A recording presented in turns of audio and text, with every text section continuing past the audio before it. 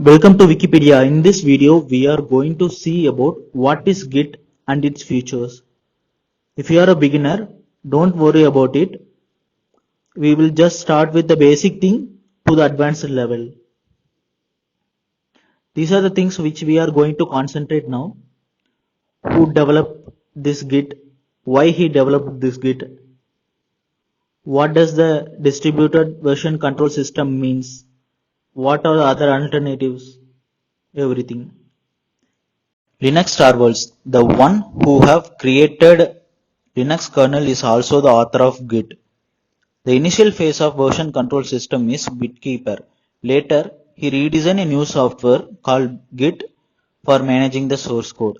Git is a distributed version control system for tracking the changes in the source code during the software development. Git is one of the most widely used software for managing the source code. It is a distributed version control system. What does distributed version control means? In the distributed version control system, everyone will be having the local copy of the entire work history. This means like there is no need to be online for changing the revisions or adding the changes to work. In distributed version control, every developer clones a copy of repository and has a full history of the project on their own hard drive or machine. Whereas when when it comes to centralized version control system, they are based on the idea that there will be a central copy of the project somewhere, like probably on the server, and the programmers will start committing their changes to the central copy. As soon as the programmers commit to the central copy, the immediately the other developers also able to see the changes made by the previous developer. Whereas these things has to be connected to the internet for this process to happen. When it comes to distributed version control system, we no need to be connected to the internet. We can save the changes locally by committing it. After that, we can push the changes when the network is available. When we start learning Git, people are always confused with Git with GitHub. If you see here, cloud is a technology, but AWS, Azure, and Google Cloud Platform are service providers of the cloud. Makes sense, right? In the same way, if you see here, Git is a tool which is used for source code management, but GitLab, GitHub, and Bitbucket are remote repository providers. They are cloud repository providers actually. So don't get confused with Git and GitHub. GitHub is a cloud repository provider where we can store the repository remotely and we can make use of it.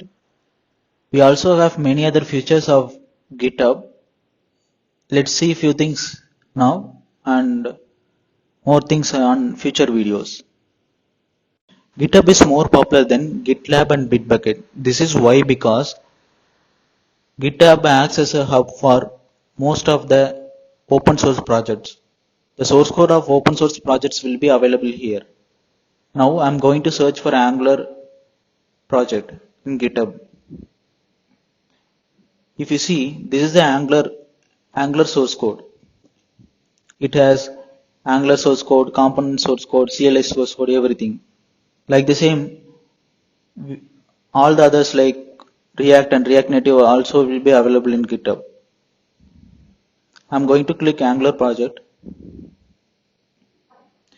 This is the source code of Angular.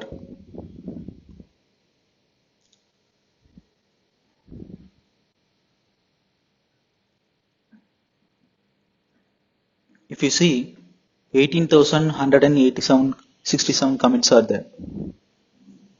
There are 41 branches for this particular repository.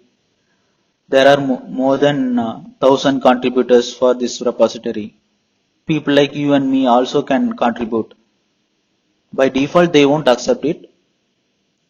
We have to add the feature for this repository so that they will accept it as a new feature and merge it with the Angular code.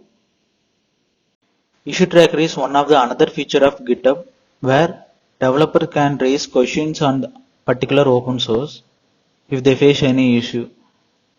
The solutions will be given by the developer of Angular or some other user who have faced the same issue. In this world, nearly 80 to 90% of developers uses Git for their source code management. This is why because Git uses effective way of managing the source code. Git is very fast and scalable. It handles everything in a feasible way unless until the wrong commands are used. Nowadays, we no need to worry about the commands and all because IDE, the integrated development environment, is coming with the Git feature. There, we can push or pull the code without entering the commands with the help of GUI. My suggestion is you should be strong in Git command because only then we will be able to know what is happening in the repository. Today you might be working with Visual Studio Code, but tomorrow you may be asked to work with some other IDE which you never worked on. During those times, using Git will be difficult for us and we don't want to risk anything with the source code. Now I am going to say about what is self-hosted Git. This is not much important, but I just want to let you know. Most of the companies don't want to expose their code to global repositories, which means GitLab, GitHub, and Bitbucket are global repositories that will be available all over the world.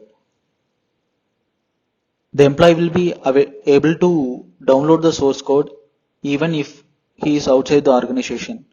So, in order to prevent them, companies use self-hosted Git. To explain this clearly, I have taken GitLab as the example. We are able to see install GitLab.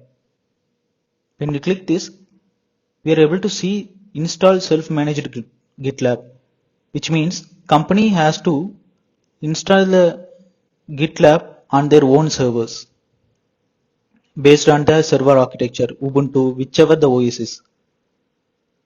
This is the enterprise version, but still almost all the companies use like this because they don't want to expose their code to global repositories.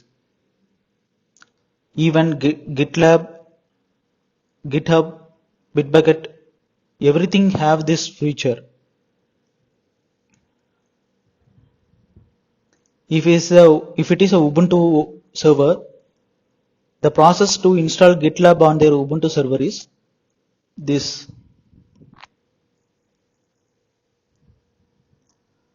After installing GitLab on their own server, the company will close the public IP and uses private IP internally to manage the repository so that employee will be able to download the source code only inside the organization. In this video, we discussed what is Git and its features. In the next video, we will see how to install Git and efficiently handle the Git repository.